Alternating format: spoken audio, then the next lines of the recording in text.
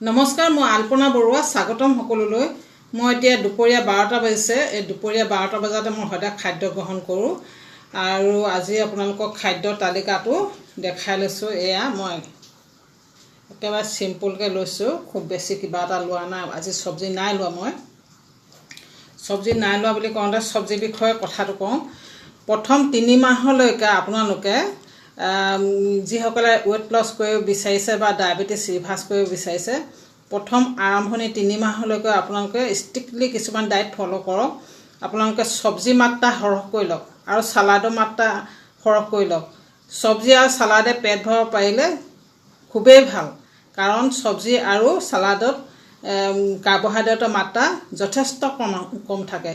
মই প্ৰথম অৱস্থাত যেতিয়া মই আৰম্ভ কৰিছিলোঁ, প্ৰথম 3 মাহত মই কিছুমান ডায়েট ষ্ট্ৰিক্টলি ফ'ল' কৰিছিলোঁ আৰু চব্জি মাত্ৰা সৰহ কৰি লৈছিলোঁ, চালাডো সৰহ কৰি লৈছিলোঁ।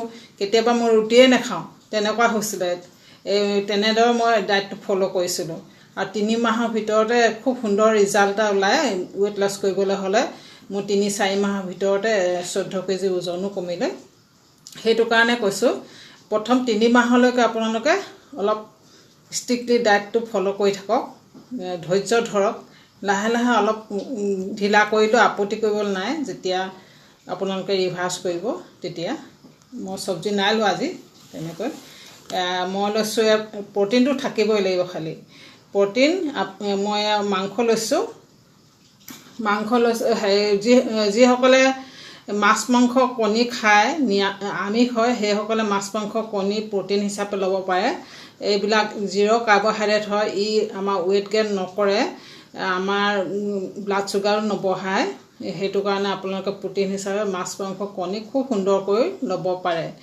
আৰু যিসকলে নিৰামিষ, সেইসকলে পনীৰ চয়াবিন আদি ল'ব পাৰে। মই প্ৰতিটো ভিডিঅ'তে কৈ আছোঁ। আপোনালোকে নিৰামিষসকলৰ কাৰণে অলপ প্ৰ'টিনৰ অলপ কমি হয়, সেইকাৰণে আপোনালোকে অনলাইন ৱেবছাইটৰ মাৰ্কেটত আপোনালোকে প্ৰ'টিনো বহুত পাব, সেইবিলাকো আপোনালোকে ল'ব পাৰিব। প্ৰ'টিনৰ কথা এয়া। চব্জি আপোনালোকে প্ৰথম 3 মাহত সৰহকৈ ল'ব, সেইটো কথা কৈছোঁ দেই। মই নাই লোৱা আজি। মই নাই লোৱা বুলি যে নল'ব সেইটো নহয়। মোৰ এবছৰে হ'ল আৰু 4-5 দিনৰ পিছত মোৰ এবছৰ হ'ব। সেইটো কাৰণে অলপ কমাই দিছোঁ আৰু কিছুমান মনো নাযায় কেতিয়াবা। এয়া লৈছোঁ মই দাইল লৈছোঁ মই। এয়া মই দাইলত দেখিছেনে পাত শাক মিলাই দিছোঁ।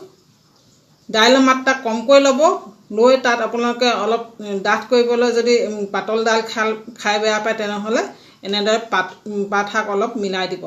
তেতিয়া ডাঠো হয়, খাবলৈও টেষ্টি হয় আৰু কাৰ্বহাইড্ৰেটৰ মাত্ৰাও কমি যায়। যিহেতু দাইলত যথেষ্ট কাৰ্বহাইড্ৰেট আছে, সেইটো কাৰণে কৈছোঁ। আৰু মই এয়া লৈছোঁ 2খন ৰুটি, ল' কাৰ্বহাইড্ৰেট আটাৰ ৰুটি। ইয়াত মই সম্পূৰ্ণ ল' কাৰ্বহাইড্ৰেট আটা যিটো আছে সেইটো নহয়, মই ইয়াত চয়াবিন আটাও মিলাই দিছোঁ। দুয়োবিধ আটাই 50-50% মিলাই লৈ মই 100 গ্ৰামৰ ভিতৰত মই এই আটাটো ৰুটি 2খন প্ৰস্তুত কৰি লৈছোঁ। যিসকলৰ থাইৰয়ড আছে সেইসকলে চয়াবিন আটা নিমিলালেও হ'ব। আৰু নৰ্মেলি সেইটো আটা যিটো ল' কাৰ্বহাইড্ৰেট আটা, সেইটো আপোনালোকে ৰুটিও বনাই খাব পাৰিব, পুৰিও বনাই খাব পাৰিব। আৰু আপোনালোকে ল' কাৰ্ব আটা বুলি যদি অনলাইন চাৰ্চ কৰি দিয়ে, তেতিয়া আপোনালোকে পাই যাব আটাটো। যিকোনো আছে, বহুত আছে আটা, ল' কাৰ্বহাইড্ৰেট আটা। সেইটো কাৰণে কৈছোঁ। এটা মই নিৰ্দিষ্ট আটাৰ বিষয়ে নকওঁ আজি, তাকে ক'লোঁ। আপোনালোকে সকলো খাদ্যতে কাৰ্বহাইড্ৰেট থাকে। প্ৰ'টিনৰ বাহিৰে সকলো খাদ্যতে কাৰ্বহাইড্ৰেট থাকে। কিন্তু কি হয়, কিছুমানত বেছিকৈ থাকে, কিছুমানত কমকৈ থাকে।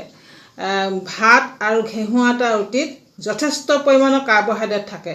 100 গ্ৰাম ভাতত 3-4 চামুচ চেনি থাকে, বা এখন ৰুটিত 3-4 চামুচ চেনি থাকে, চেনি পৰিমাণ থাকে। সেইটো কাৰণে কৈছোঁ, আপোনালোকে ল' কাৰ্বহাইড্ৰেট খাদ্য গ্ৰহণ কৰক। তেতিয়া আপোনালোকৰ খুব সুন্দৰকৈ আপোনালোকে ৱেটো লছ কৰিব পাৰিব বা ডায়েবেটিছ ৰিভাৰ্ছ কৰিব পাৰিব। আৰু বিশেষ নকওঁ, ধন্যবাদ।